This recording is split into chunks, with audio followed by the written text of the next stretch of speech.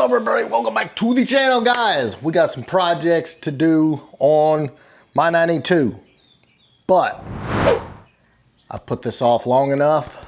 I need to go ahead and talk about this because I feel like this is a big deal that affects a lot of us. So let's get into it. All right, so if you guys have been paying attention, obviously the Fox body market has been going crazy for a long time. We've talked about that a lot. But there's another market that's going pretty crazy. And it's kind of shocking. Okay, good deal. It's kind of shocking and disheartening at the same time.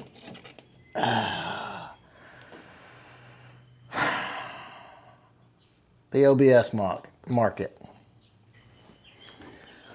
So, you guys may or may not know, if you follow me on Facebook and the gram, you know, but I was a huge OBS guy.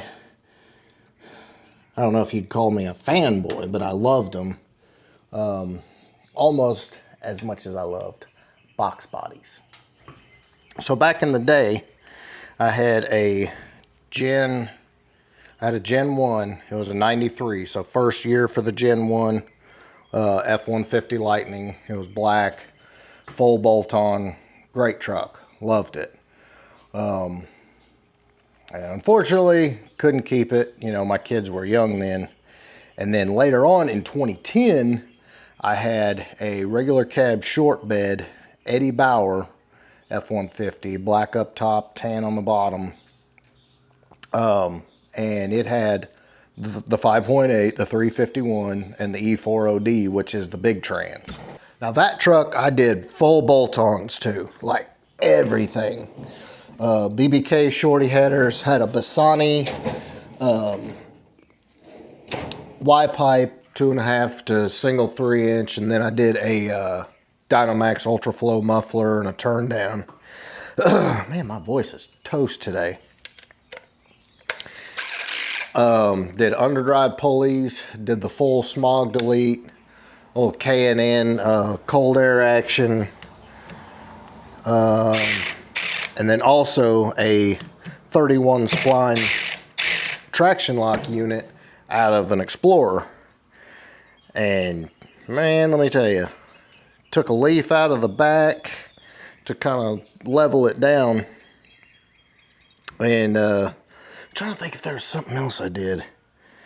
I think that's about it, but I freaking loved that truck. Also, if you guys haven't noticed, I went crazy with the premium subscription and I bought the most insane lineup ever devised by a Ford guy. So we're talking about F-150s. How about a Whipple F-150, a lifted one with a trailer to get you to the track or to a car show, this car, and a Whippled black Coyote swap notch. Like, it's crazy, and we're growing super fast, and I am going to shut it down when we hit our limit of 4,000. And right now in my head, we're going to draw long before we hit that, and that person will have the chance to win this car or the black coupe. So if you're sitting on the fence waiting, like, I'll jump in right before the drawing, you're not going to exactly know when that is. I wouldn't take the chance. I'd sign up now, and that just puts us closer to our goal. Just saying. Now, I had big plans for it. And unfortunately, those didn't happen. I did get a cowl hood, put a Cervini's cowl hood on it, and it looked freaking sweet. But like I said, unfortunately, I didn't have it long. Kids were young, and a regular cab truck, 2 kids. The only other car I had was a company car. And so it had to go. Well, not much oil in the catch can. This one's a little different than I've got on my F-150. I don't know. Guess that's it. Call that good. So in my hunt for the next vehicle for myself, I've kind of been looking at everything, and that would include OBS F150s, because how cool would it be to build another one for the channel? I don't exactly know how I'd do it as far as what I would do to it, but you know, probably start with the basics and go from there.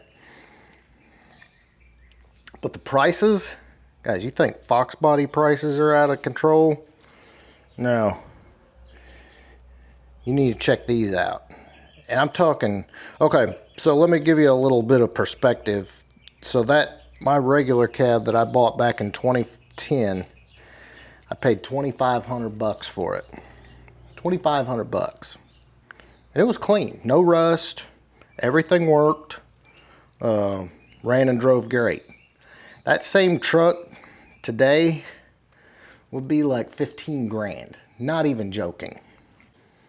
So I was understandably irritated because I'm thinking, hey, I can pick these pick one of these up pretty reasonable and have the basis for a great project car, you know, or truck, obviously.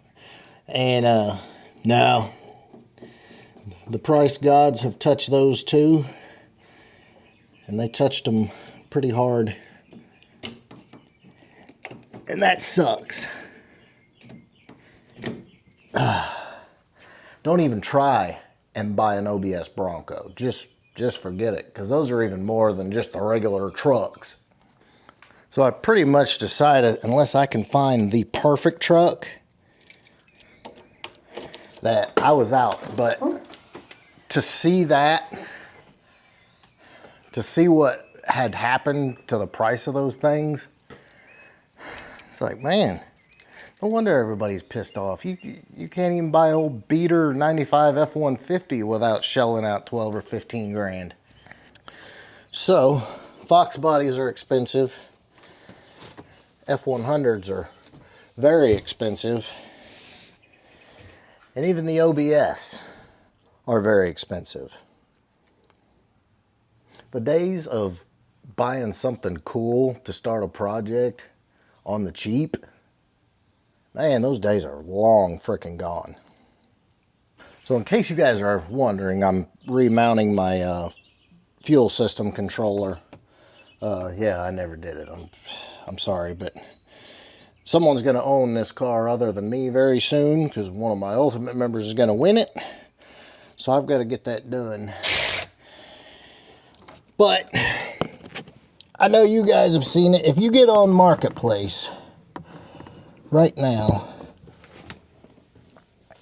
and you just look at OBS F-150 prices, and we're not talking nice stuff. We're talking about something been sitting on the farm for God knows how long, rusted out, like old farm truck stuff. And they want that kind of money for it.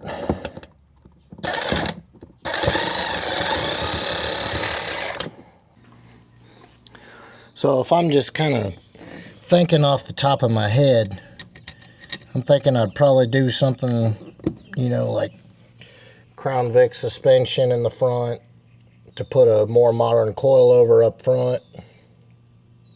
Give it a really healthy drop. Nice wheels. I don't know what I'd do for engine. Maybe built 351. Depends on what it came with too. Could Coyote swap it? Godzilla swap it? I think that would be a great candidate for a Godzilla swap. Do real nice interior paint. Just a proper OBS build. I think that would be freaking epic. All right, fuel system controller is back mounted in its little spot, which is great. I also have a backup camera I need to install. I don't think I'm going to do that today, but it's on the list, because to do it right, I got to pull the seat out and all that crap. But look, I know I'm not the only guy, the only Fox body guy, I'll say, that loves OBS trucks. You know, obviously, Lightnings are epic. But the fact that the prices have gone as insane as they've gone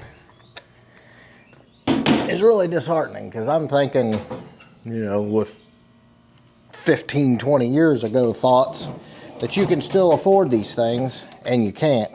And like I said, guys, the Broncos, yeah, don't even think about a Bronco. One that's in decent shape is gonna run you 30 grand. And just, man, I don't know. I don't know. Sometimes it makes you wonder if you shouldn't just go buy a new car and be done with it. Because regardless of which one you're gonna find, you're gonna have to work on it. It's gonna need stuff. And when you start off your project at, you know, 10, 15, 20 grand, and then you have to go in and restore it, man, you'll be 100 grand into that build. And then what do you got? Because it ain't gonna be worth that much. So you guys drop me a comment below. What do you think? Do you like the thought of an OBS build? I definitely do. I just don't like the thought of the price. But, you know, neither here nor there. But I don't see a lot of people doing it. And I'm one of those guys that I've already done it like years ago. So I do love the idea. So there you go, guys. Drop me a comment below. Should we do an OBS build? I'm gonna say I would probably have to do that along with another Fox build. I don't know. We'll have to see on that. But I will say it's been hard and heavy on my heart. And the more I think about it, that would be a good candidate for a Godzilla swap, in my opinion, which we haven't done. So y'all drop me a comment below. Let me know what you think. If you love the OBS trucks, drop me a comment. And if you have had a cool OBS or still do, shoot me an email. I'd love to check that thing out. I kind of got that OBS fever. Big time. Anyway, guys, I hope you enjoyed this. If you did, big thumbs up. Make sure you smash that subscribe button. I'll catch you on the next one.